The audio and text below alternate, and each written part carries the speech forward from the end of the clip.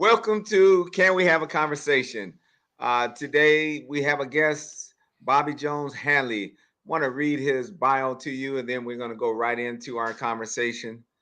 Bobby's a social justice change agent and an entrepreneur dedicated to improving the lives and the economic standing of people impacted by the criminal legal system.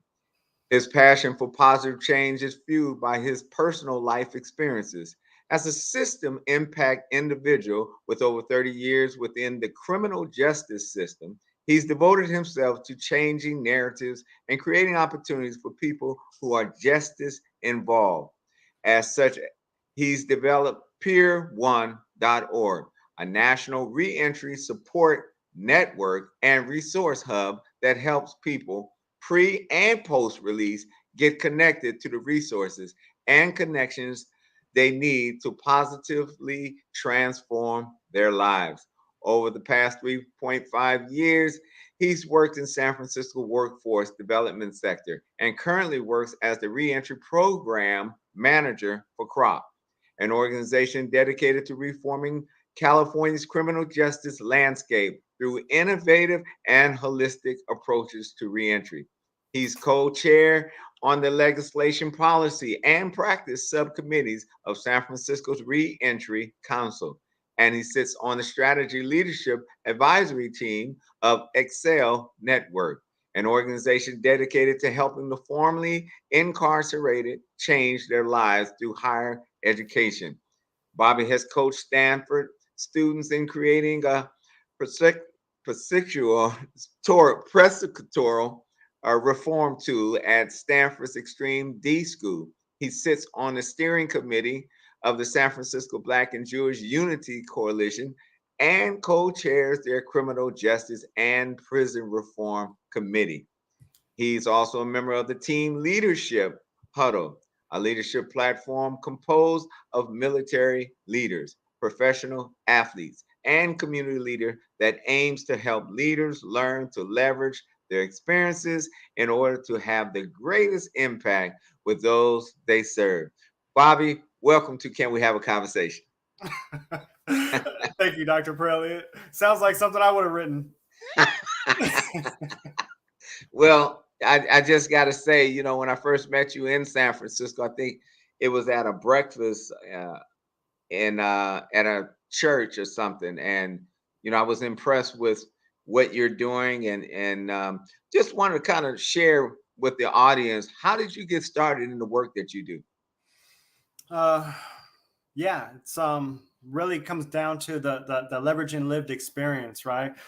Involved personally in the criminal justice system since the age of 14, when I was abandoned as a kid on the streets in Sacramento, trying to survive and trying to find my way, and had a lot of barriers and challenges and hardships that took me a really long time to overcome, to heal, to overcome, to have forgiveness.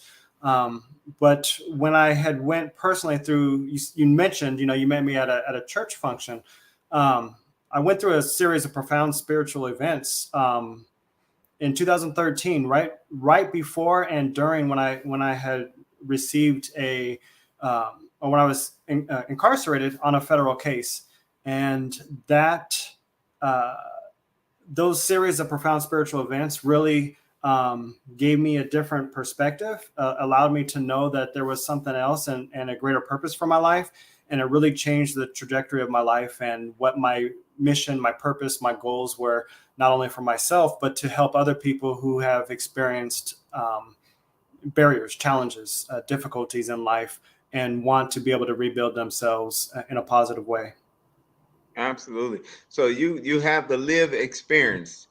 How much time have you spent on the federal level? So I've actually, hate to say this, but I'm one of the numbers of recidivism. So I've done 2 state prison terms and 1 federal prison term. Federal, I was in there. This was the last term I was in there, was just over 6 years for a combined of just prison term, not including juvenile hall or any of my juvenile record, over about 15 years. of Okay. prison time. And so you started, as you said, 14 years old. I always ask my guests, because you know the work that I do, how did a father play a role in your life during that time? It was an absent father, right? It was, Mhm. and what I knew of my father growing up until I was about 12, I was able to reconnect with my father. But that had a major impact on my life. Really, you hear a lot, or people will mention ACEs, those adverse childhood experiences. I score, like many people who are in the criminal justice system, score pretty high.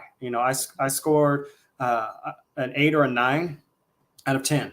Mm. And having those adverse childhood experiences, whether they were having impacts of violence and things around me as a child, even within the household, and then the other elements of not having the father figure, somebody who can give guidance, direction.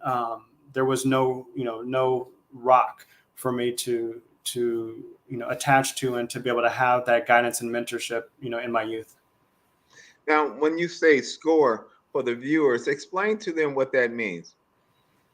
Yeah. So what it is there's a assessment that it's an adverse childhood experience, or an ACE test, and you can score anywhere from 0 to 10, and the higher the score that you have, the more adverse childhood experiences it shows that you've had in your life.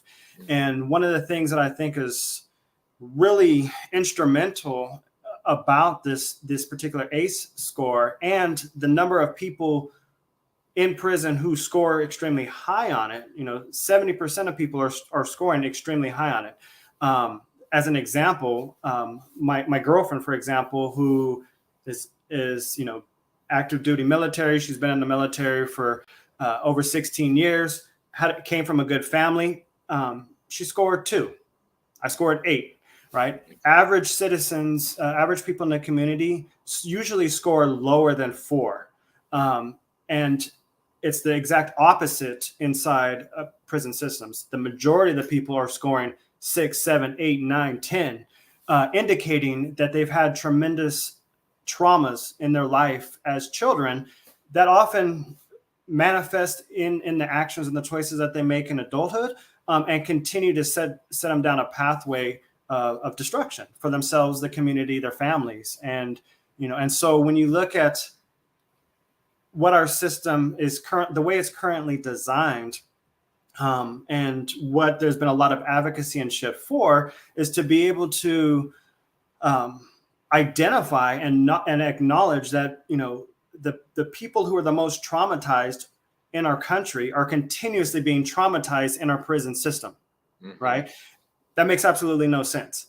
And the prison system is not a good spot to be able to be rehabilitated, to be able to transform your lives, to be able to address the traumas and the difficulties and the challenges that an individual has. And until we start investing more in people and in addressing these traumas that people have had ever since they were a child, mm-hmm. those traumas become generational, and they go from one person to the next, and to the next family member. And we have to break that cycle. And so, being able to identify it is the first thing. And so this particular tool, this ACE test, I think is extremely helpful and impactful, just to bring awareness and acknowledgement that what is going on, why are individuals scoring so high in prison, and are we utilizing prison as a place for transformation and rehabilitation, or is it a place where people are being further traumatized? That's a really, really good analogy. It's funny because I'm getting ready to do a symposium in San Rafael on this same topic, the trauma, racism, and fatherlessness, not just me, but there's going to be other speakers as well. And so, here I look at you, you look nice and polished, man. What I really like about it is, about God, is how a life can be transformed and there's no residue of the past. If a person saw you on the street, they would have no clue that you live that type of life. You know what I'm saying? Yeah, most of our fellows that I work with and the participants that I work with, because with Pure One and also with Crop, everybody's would never assume. They tell me, I would never guess that you were in prison before. And I'm like, Right. well, what does that mean? What is a person in prison supposed to look like or act like, right? But there's that one, the common stereotypes and misperceptions of who people are, and there's a lot of fear, right? And with the the tough on crime push that was legislative push that had gone on for numerous years since the mid 70s. There was a lot of fear factors. There was a lot of elements. There were people. There was things that were just misinformation, and a lack of understanding, and a lack of awareness. And there was some other things involved as well. Other motivators of mass incarceration and the push that we had towards that. But fortunately, it was unsustainable, right? And fortunately, it came to a point where people on both sides of the political aisle acknowledged this is an unsustainable problem that we need to address. What are we going to do about it? Right. And so, within the last 5-10 years, a lot of changes have been made. For example, college programs. I had to fight for college programs when I was in custody. I had a proctor, a teacher who taught GED, but he was willing to teach, to proctor correspondence college courses for a handful of us who wanted to do it. And he was so frustrated with the pushback that he got from administration that he brought us in one day and he was like, hey, you know what? I'm a teacher by my trade. This is my passion. This is what I love. My hands have been so tied that and I've been so frustrated with administration making this so difficult. You guys are trying to do the right thing. And every time I try to advocate or try to get, you guys to be able to be proctored your exams, I'm continuously getting pushback. And he was so frustrated. He told us, he's like, I am so sorry, but I'm just fed up with this and I'm going to retire early. And that was in 2009, right? Fortunately, tremendous things have changed since then, right? There's been the pendulum has shifted in the opposite direction to become either more rehabilitative, to create more opportunities, right? To be able to allow individuals, to give people the tools and the resources that they need so that they can rebuild themselves. We're far from a perfect system still, and we have a long way to go, but a lot have changes, especially in certain states, have started to transpire over the last 10 years or so. Yeah, this is why I was excited to have you on the show. And as you know, I work with a lot of residents in, I don't call them inmates, I'll call them residents in San Quentin, and to really not give up on people, because some people didn't have the best lifestyle. They didn't have the best place where they wanted to live. They didn't have two parents that they chose that was great mothers and fathers, that was engaged in their lives, and didn't have lack, and they didn't live in poverty, and they didn't live in areas that were gun violence and things of that nature. So that's where the trauma comes in, and then that's where the bad decisions comes in. And then you start off in the survival mode. I mean, right out the gate, so that's all and so it's hard to change from that lifestyle. I'm not saying that it's not doable or it's not something that can happen, but they need the proper tools in order to make that transformation. And so as what we do man to man, as we go in and we give them those tools. We give them the mindset to actually start thinking. We take away the emotions, how you feel, and really actually start thinking about factual things that really makes solid decisions. But that really comes from a father's perspective. And if you're lacking that part, or a role model, or uncle, or somebody who can give you that, where would you get it from? You can't do what you don't know. Right. And you become accustomed, people, we talk about recidivate, or fall back, regress back to prior, whatever it is, addictions, prior behaviors, you go back to what you're familiar with, what you know, and what you've learned. And that is one of the biggest factors of just having the the awareness of something different, that to spark that interest in, oh my gosh, I can do something different. This is one of the things and reasons why I decided to join, crop organization, is not only do we set the bar extremely high, right, for individuals right from the gate.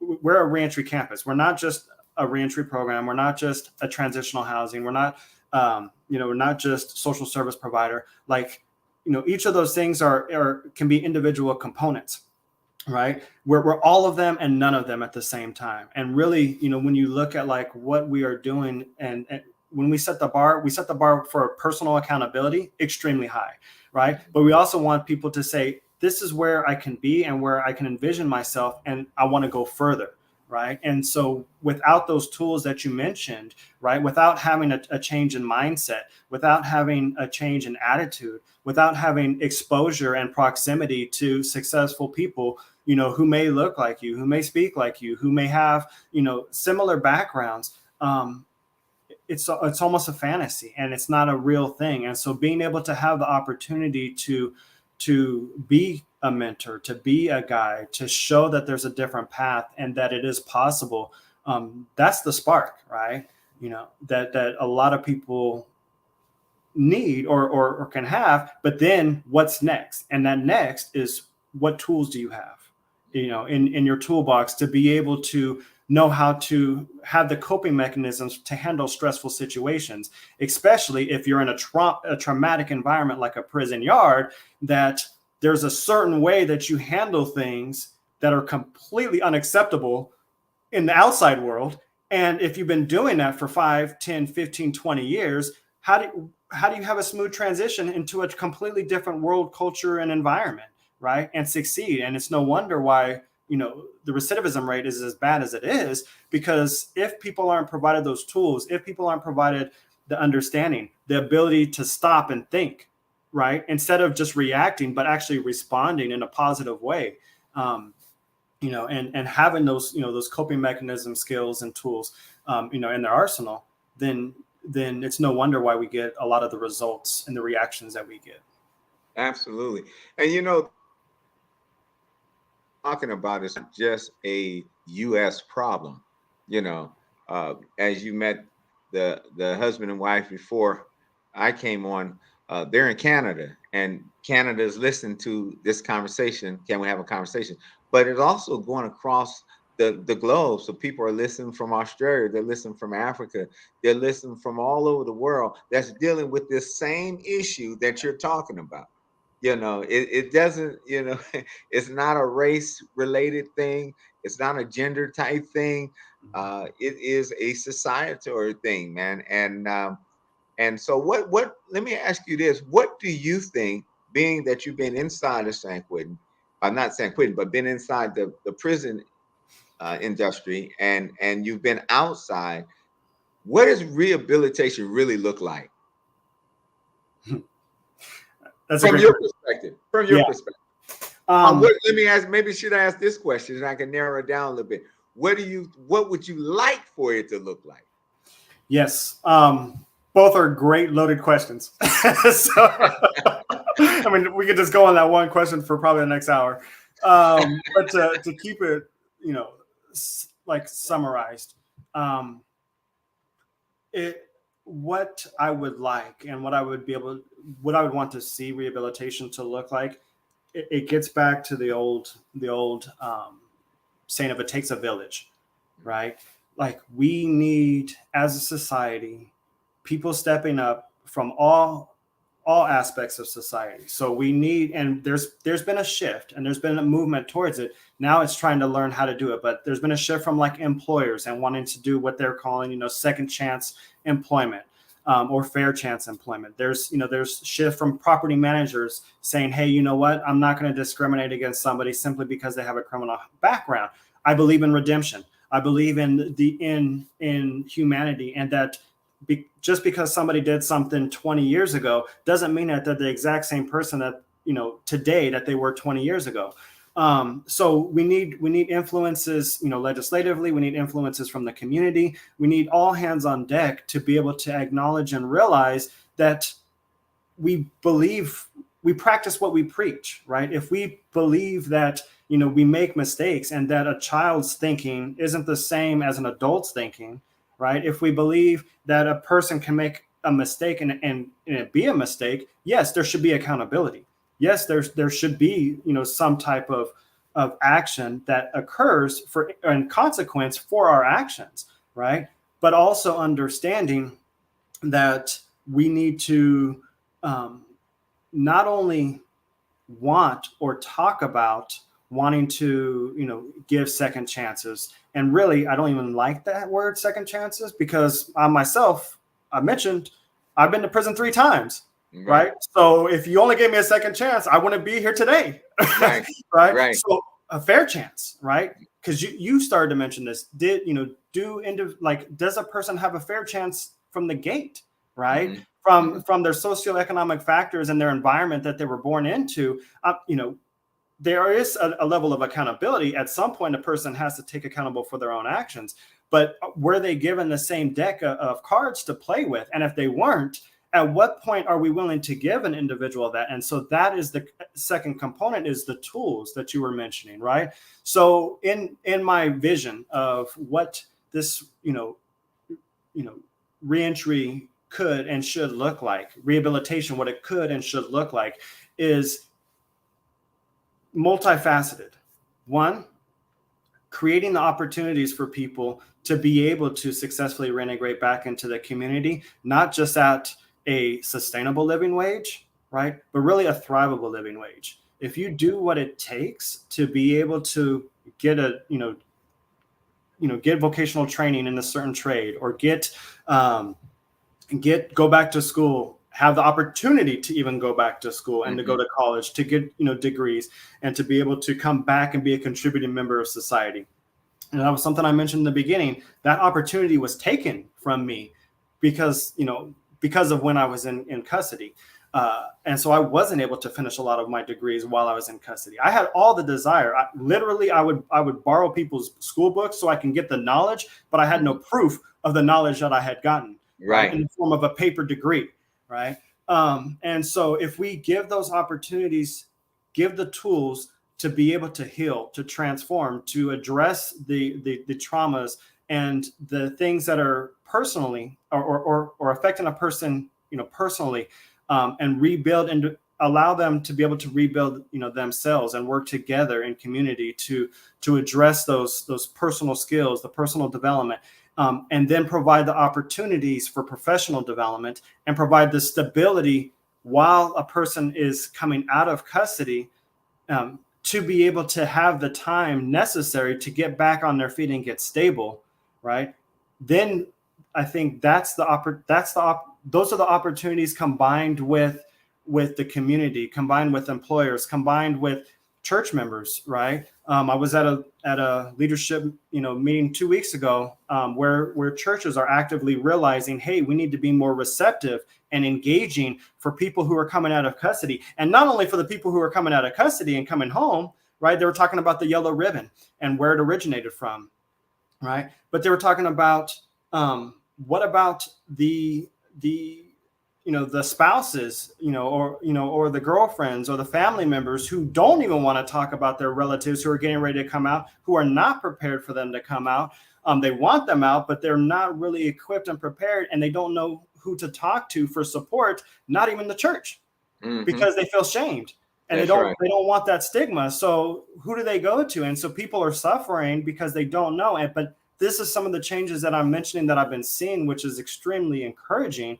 But how do we get that on a larger scale, to where there's not only more awareness, but actually people practicing what they preach? The action, is speaking louder than the words. And that's what I would love to be able to see for reentry and rehabilitation to actually become effective and successful. Yeah, that's a lot, man. I mean, and everybody has to play a part. I mean, and the part that you talk about, the church, that's really the number one place it should start.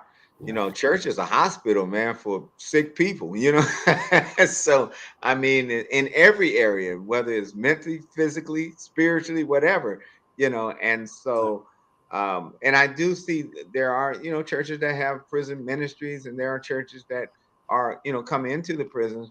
But I think that we can really I think everything that you need is in the church. I think jobs are in church. I think mentorships are in churches. Education is in churches. And back in the day, that's what it used to be. I mean, social services took the place and the role that churches used to do back in the day. Unfortunately. Yeah, unfortunately. And it's so bad. I mean, I mentioned this when I was at this meeting a few weeks ago.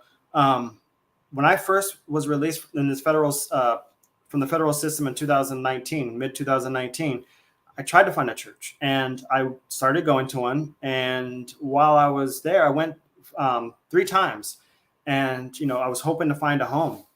And the third time that I was there, the pastor had mentioned, I don't know where it came out of or why he said it, but he was like, part of his sermon was, well, and if you ever end up going to jail or to prison, don't expect me to come visit you, because I'm afraid. I don't want to go to jail or prison. I'm not going to go in there. Your reaction was my reaction, right? And that was the last time that I went to that church. Oh, right? I would do the same. I did not, feel welcomed. I did not feel like this is a spot that's going to be receptive to me, and to, and of course, like you noted, they would have never known or noticed that I had been to prison. But that was something that I didn't expect or anticipate. But I don't know if that's the result of social services taking over this responsibility, and now you're like, hey, I don't want to even have to deal with it, or whatever the reason may be. What was the message that was sent compared to what was the message sent 2 weeks ago when I went out to this church out in Antioch, and was specifically them just like bringing other church leaders in and saying, how do we become more inviting, more engaging for people who are formerly incarcerated and their loved ones? I mean, that's not even scriptural, man. I mean, if you think about what the Bible says, it says, when I was hungry, you fed me. When you were in prison, you visit me. I mean, that's why I was so like flabbergasted when I heard it. I'm like, are you not reading the same Bible I'm reading? Because what happened? There was some mistranslation or something somewhere. Wow. Well, if you just joined us, we have a guest today, Bobby Jones-Hanley, and he has a remarkable testimony. Spent some time in prison, a lot of time, and as he spoke, not once, not twice, but multiple times. But he got it right. And now what he does is he's using his life as a light to help people that are in prison or coming out of prison. And he's utilizing his lived experience to help them to make a transformation in their lives. What does Bobby day look like? By the bio that you read, you'd probably assume like I was Jamaican, right? Because I've got a whole bunch of hats and I don't sleep. My day is long. But it's fulfilling. And it's one of those things where for me, what fills my cup is being able to see the positive impact that I, as an individual, and through different organizations, can have on other people, right? And who are truly wanting and looking to change and transform their lives, or who have already started that process. But now, for example, in the example of CROP, a lot of our fellows, there's a heavy screening that's done in the beginning for eligibility. You have to show that you've actually, decided to make that positive transformation in your life, and that you've been doing it, right? And so what is it that we do? What in the end is we provide the opportunity for you to take what you've done already and be able to like now leverage that to successfully transition back into the community in the tech industry. There's a heavy emphasis on the workforce development component of our reentry campus. And so that is one of the elements of my day, is really, working with people who are formerly incarcerated, both male and female, to, in rebuilding their lives as they're coming out of custody, with the reentry campus. But also, that's my day job. In the nighttime, that's when I work in Pure One, and really, leveraging 3 things with Pure One. We leverage technology, lived experience, and collaboration with industry leaders, to provide a an online platform for people who are formerly incarcerated to build community, to get acknowledgement for what we call game changers, for people who are giving back to the community, to help others, to help lift up others, and give guidance and mentorship, those things that you mentioned. And also for those who are just coming out and don't know, like one of the biggest things for many of us coming out, especially if you go to an area that you're not originally from, and even if you do go to an area that you're originally from, is knowing the resource service providers that are available to you in that area. And so one of those things that we do with the leveraging technology is we have on our website a resource locator. So if, as an example, if you're recently released and you're looking for employment service providers or housing service providers, you can go on our website, click on employment service providers. You can use the geolocation just to say where I'm at, or you can say San Francisco or Sacramento, specific city, and then you hit search, and then it'll pop up all of the different organizations that are providing that type of service for people who are justice involved in your area, right? And so that's cool. Yeah. So we wanted to connect people and help break those silos.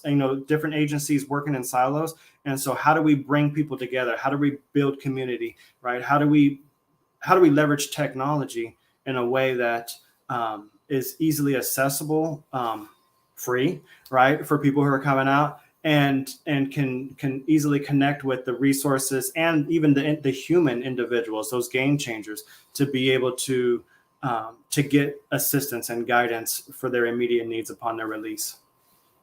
That's wonderful, man. I mean, that sounds like a one-stop shop, man. Exactly. Let me ask you, I know you've been working with Malcolm and trying to change some policies and legislations. What's new on that part? It's always something new. And the political world is crazy. So yes, I'm even mentioned Black and Jewish Unity Coalition. I'm on the steering committee and also a co-chair on one of the 4 committees. The co-chair that I'm on with Malcolm is our Criminal Justice and Prison Reform Committee. And so right now is legislative time where everything's getting ready to go to the different houses that they started in, whether it's in the Assembly or in the Senate. So as far as our group, one of the things that we do as a group is we advocate for specific laws or against specific laws that are coming up, and that are going to be voted on by the different, the Assembly and the Senate. And so really, there's several different laws that we're currently in support of, which we feel will have a tremendous positive impact on reshaping and reforming the criminal justice system and having that positive impact on people's lives to create those opportunities for people. Something that I was working with also here in San Francisco's Reentry Council, with Steve Adami and the CAST Center and other people who who have really been spearheading a lot of legislative change, and even on a local level. One of the things that we're currently working on is getting people with a criminal history to become a protected class, right? And not a lot of people understand or know what that is or why that we would even be asking for that. But when you look at what a protected class is and why do we need that compared to, because we've heard of potentially fair chance ordinance, whether it's a fair chance housing ordinance or a fair chance employment ordinance. Those are those local ordinances that are done on the city and the county level. Unfortunately, they often don't have what we call a lot of teeth. There's no remedy or recourse for those types of things. So a lot of employers really don't pay attention to it, right? A lot of housing, property managers either don't know or don't pay attention to it. And I've been in workforce development for over 3.5 years here since my release. And, in workforce development, I'll ask an employer, so, what do you know about the fair chance employment, ordinance? And they'll be like, oh, a little bit that we need to, some will say that they know a little bit. Vast majority don't know anything about it. And even for those ones who do know a little bit about it, I go, okay, my next question is, okay, so what are the mechanisms and the tools that you have in place to honor it? And then it's like crickets. You don't hear nothing, right? Because they don't know how. They don't know what Right. to do, and there's no incentive or motivation to do it. So what a putting person with a criminal history as a protected class, what does that mean, and what is the impact that it'll have? Well, the impact that it'll have is when I ask those same employers whether they knew about the Fair Chance Ordinance or not, do you know about a protected class? All of a sudden their ears perk up and they're like, yeah, right? Okay, who's a protected class and why? So, people by race. You can't discriminate against, or harass somebody because of their race, because of their gender, because of their religion, right? Because of their sexual orientation or preference. You can't, discriminate or harass against somebody even for being pregnant or for being for being over 40 years old, right? Employers understand what a protected class is because it provides legal remedies that a person can financially sue an organization, a business, if they can show that they've been discriminated or harassed because of this factor or this characteristic. And so what a protected class is, you have it at three levels. You have it the floor level, which is federally, and say there's like 10 protected classes, and this is not accurate, but say there's 10. But then at the state level, you can add more. And so you can have, say, 15. And then at the local county level, you can even add more. So you can have 20 or 25, And so for simplicity, knowing that there's a base level of protected classes, but at each jurisdiction, whether that's, federal, state, or local, you can have additional protected classes. And so what is a protected class? What a protected class is it's specifically designed for groups of people who have been historically marginalized and discriminated against because of a shared characteristic. The shared characteristic is your age. You're 40 and over. I don't want to hire you because I don't think you're going to be able to keep up, right? Or you're African American.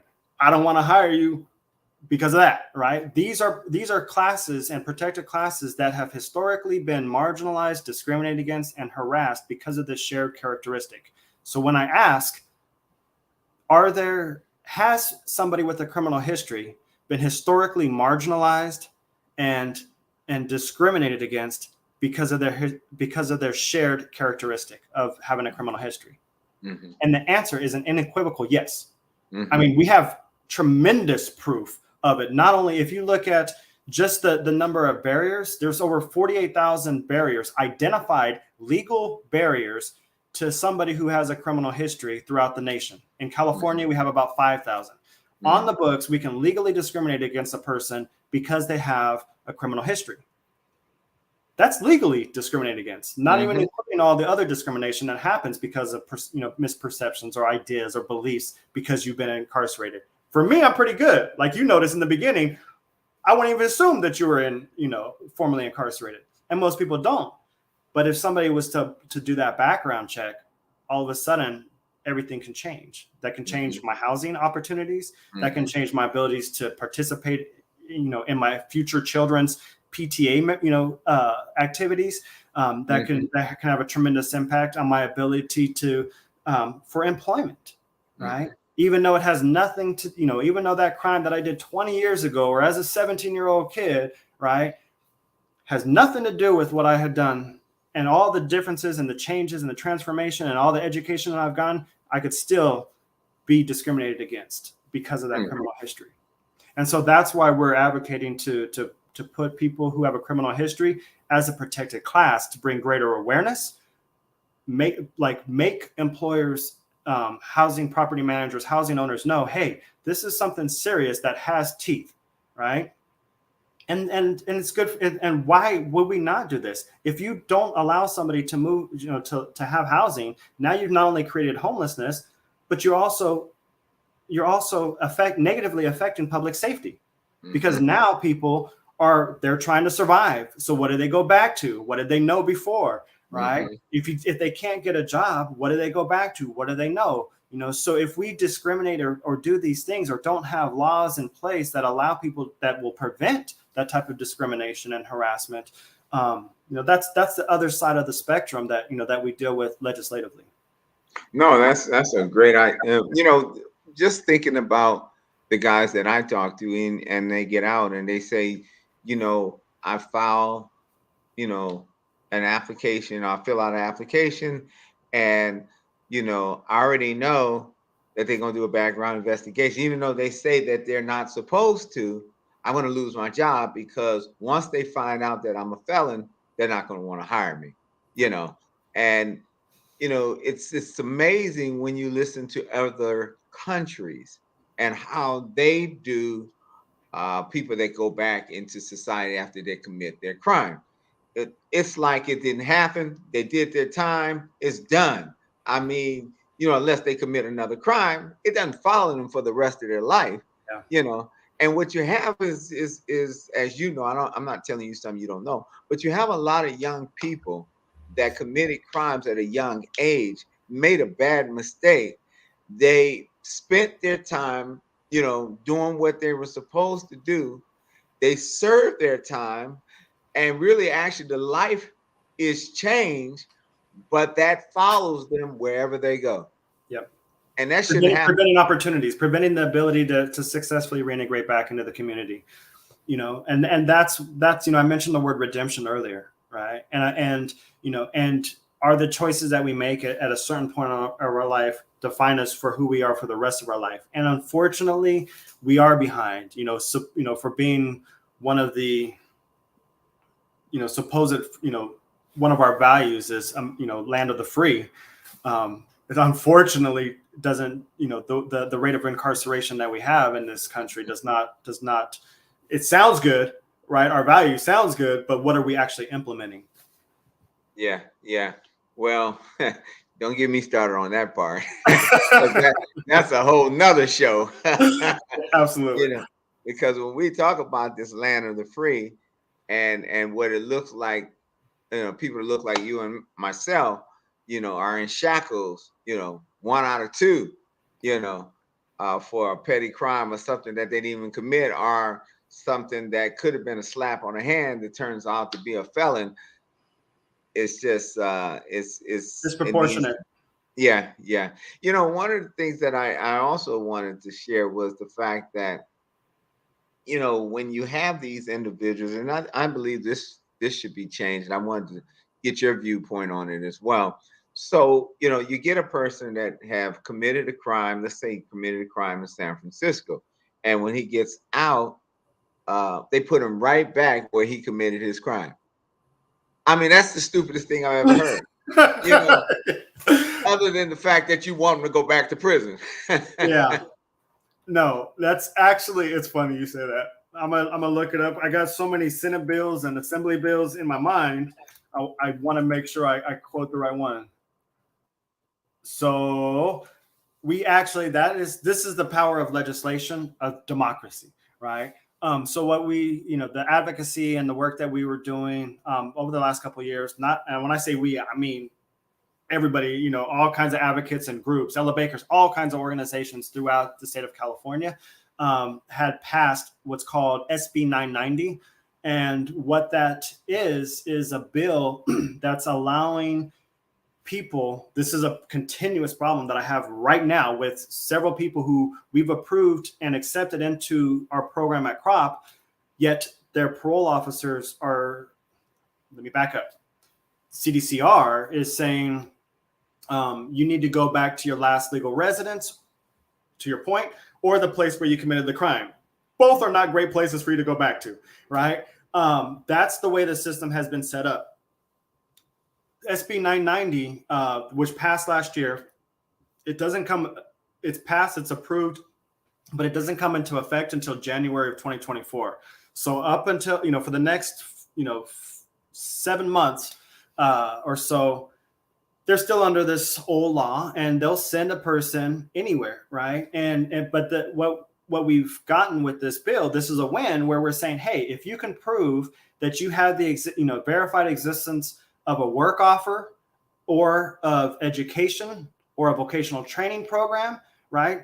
And if it's in a different county, then the CDCR system, the California Department of Corrections system, has to show reason why they are not going to allow you to go there. Instead of it being, the default is, no, we're sending you somewhere else where you originally caught this case or where your last legal residence was. That's the norm. The norm now will be, if you can show that you've been accepted into a program that's going to help you positively transform your life, then you have to go to that place unless we can show some tremendous evidence that you should not go there. For example, say the victim's family's there or the victim themselves is there. If there's some legitimate reason why you should not be going there, then they can always say no.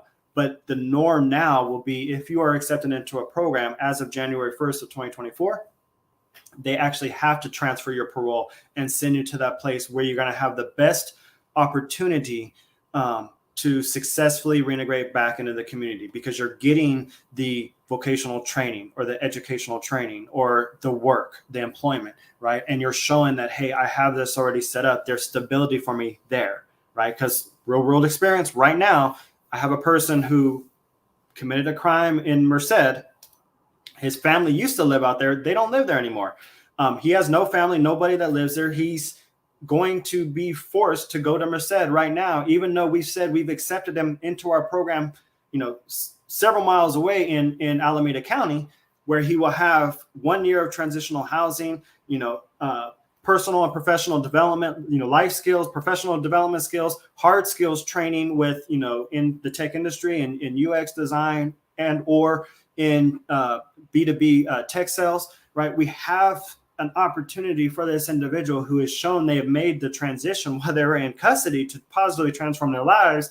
And we're fighting to try to get him over here. And it's highly likely that he's not going to come to our program. And it just happened to another person less than 3 weeks ago. Oh yeah, I was talking to a guy in San Quentin on Monday, and he was like, what caused him to, get back into the prison system was the fact that he was at one location. He had a house, he had a job, he was living a productive life, and they said, no, you can't live there. You have to live here. Sent him back. He went back, committed a crime. I mean, yeah, I understand. It's the temptation, man. It's the temptation. Going back into an area that's drug infested, or going, and you are an addict, Triggers. Are going to a place where you have to survive, and so somebody's challenging you. He has a gun, you have a gun. I mean, you're not positioning people for success. Right. No. And if our goal and our intent is to position people for success, let me back up. If our goal and our intent is public safety, then that means that we need to create opportunities for people to not have reasons to or needs to survive, or to go back and to go fall back into prior activities. With that said, there is that personal accountability, and when you make that change and the decision, it doesn't matter what the situation is, you're not going back, and a lot of people have made that decision. But even when you make that decision, this is where the community comes in. Our employer is willing to accept you. Mm-hmm. Our housing property manager is willing to accept you. You made the choice and you're not going back. Or are we going to relegate you to second-class citizenship for the rest of your life, where you have to work 2 or 3 jobs just to barely make it from paycheck to paycheck? And how long does that last before you burn out and before you throw up your hands and say, okay, I'm done. I'm tired. This is just too much. 3 years. I'm gonna go back and do what I used to do. I make more money in a day than I make here in a month.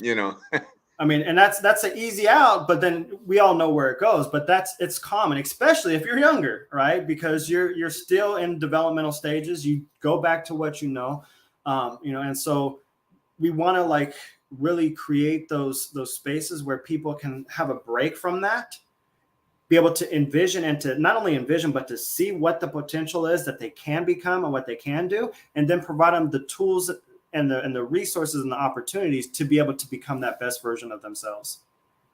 Man, that's wonderful. Well, I want to give you some time, man, just to share with the audience how, if they may have a loved one or somebody that is getting ready to come out of prison or are out of prison and looking for some resources, might be struggling, saying, I'm on the edge. I'm really trying to find a place, or I'm trying to change my life. I want a trade or education.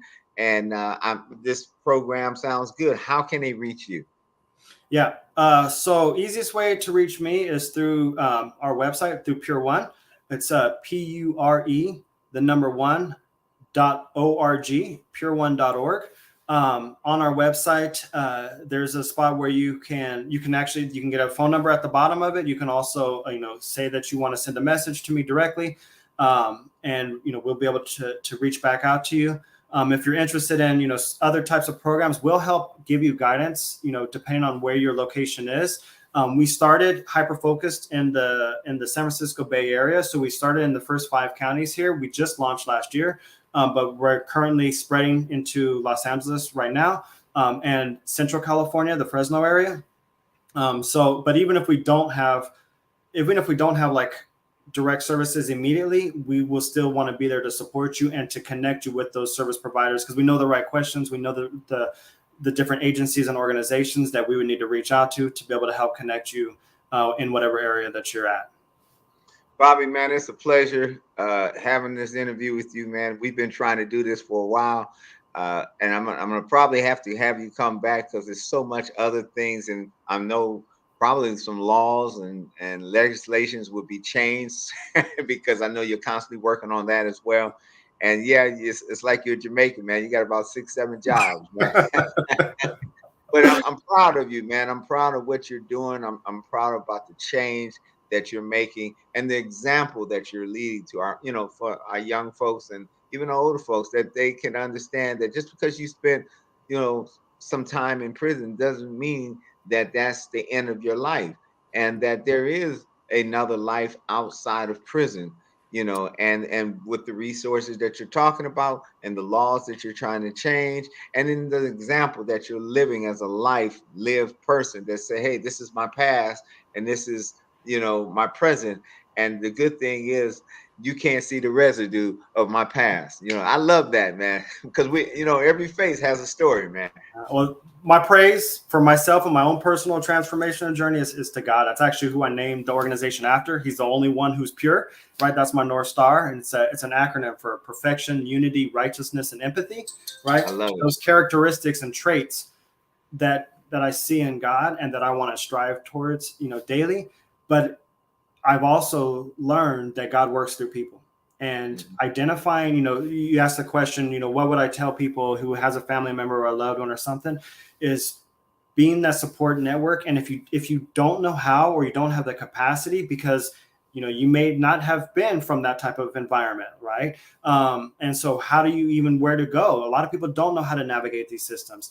But if you can find those people who have devoted their lives, committed their lives, like yourself, right? With Man to Man, all these other, community-based organizations, we call them CBOs, people, passionate, true, down-to-earth, authentic, vulnerable people who are like, hey, I am here for you, and I will help you, and I will connect you with not just the resources, but the guidance, the tools, the network, the support network, where you don't have to go back to, even if you go back to that same city, right? There's some really good people in that same city if you just know how to find them and where they are. And that's the uplifting, that, like, what I call those game changers, right? Is identify who those people are, who know and who can connect and who have that passion and the desire to help people change, and to help provide those opportunities for people to make that positive transition. Absolutely. You said that the change the game, man. I told you I'm doing a symposium in San Rafael next month, and that is actually the theme, change the game. And it's talking about what you're talking about, because there are a lot of programs that's out there, and I'm not knocking any programs, but they're not programs like these that's actually getting the funding that they need in order to address the needs. They're band-aids, but they're getting substantial amount of money to fix the band-aid, but the problem still exists. And that's what the whole next conversation needs about, is funding structures and sources and how this system works. Because that would be a great conversation. Yeah. It's horrible. As you know, welcome to Can We Have a Conversation? If you're just joining us, We have our guest, Bobby Jones-Hanley. As you know, this is not a rehearsed conversation. This is just what it's called. Can we have a conversation? So we shoot from the hip and we talk from the heart. And of course, God is our guide, our leader, and our instructor who keeps and who motivates us and navigates through this thing called life so that we're able to help others. So if you are on YouTube, I ask that you share, and save, go ahead and subscribe to what this is. And we have our show every Thursday at 4 p.m. You're listening to Love Bay Radio.